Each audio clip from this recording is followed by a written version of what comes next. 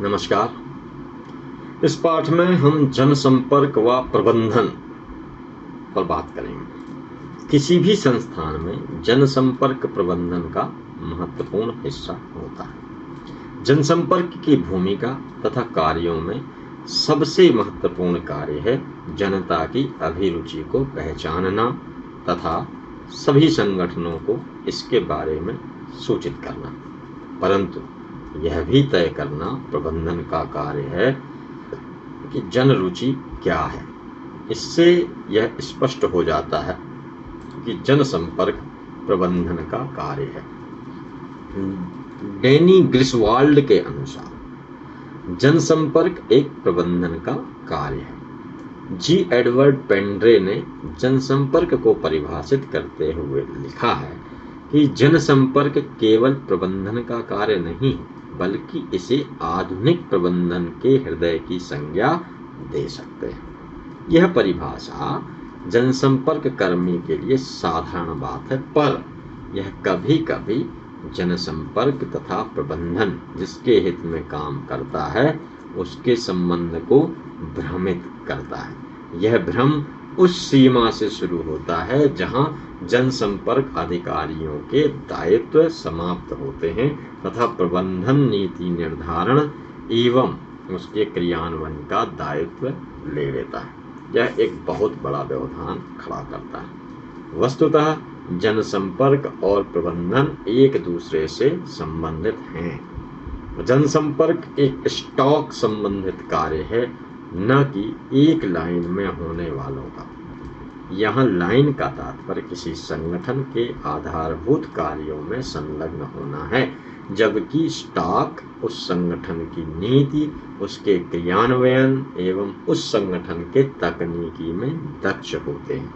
अगर किसी संगठन की नीतियों, कार्यप्रणालियों के प्रति अभिव्यक्ति या विचार नकारात्मक हैं, तो जनसंपर्क कर्मी जनता की अभिव्यक्ति तथा विचारों को संप्रेषण द्वारा बदलने में अपनी कुशल दक्षता का उपयोग करता है और जनता के नकारात्मक तथा आक्रामक व्यवहार बदलने के लिए जनसंपर्क व्यवस्था और प्रबंधन को सूचित कर सकता है। यह इस धारणा पर आधारित है कि जनसंपर्क एक बुद्धिमत्ता संग्रह एवं संप्रेषण की प्रक्रिया है। जनसंपर्क का दायित्व बनता है कि वह प्रबंधन को जनता से दक्षतापूर्ण सहायता तथा सलाह प्रदान कराए।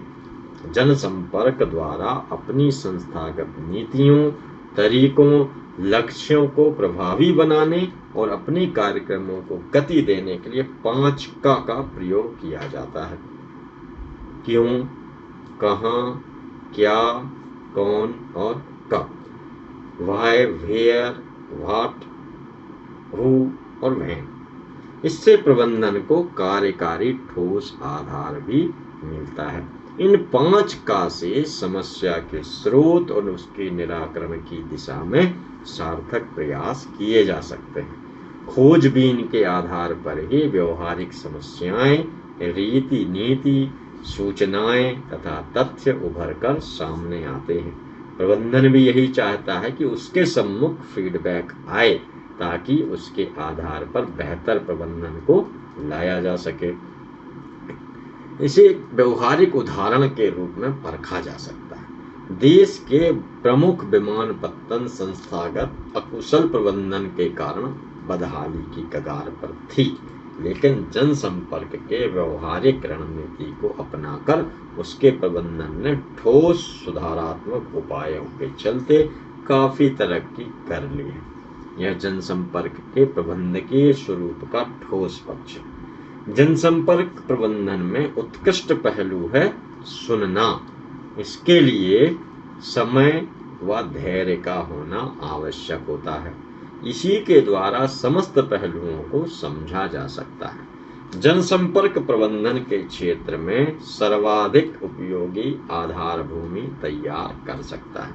कुछ महत्वपूर्ण बिंदु जिनसे प्रबंधन जनसंपर्क को अपने में समेटे हुए हैं वे हैं: पहला, जनसंपर्क प्रबंधन के रूप में जनमत अभिवृद्धि और उन मुद्दों की संरचना जो संस्था के अच्छे बुरे कार्यों की परीक्षा करता है और सुधार के सुझाव देता है।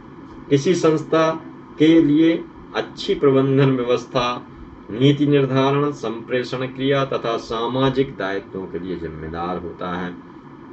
प्रबंधन द्वारा मार्केटिंग, विपणन, सामुदायिक विकास एवं सरकारी संबंध को सुदृढ़ बनाता है।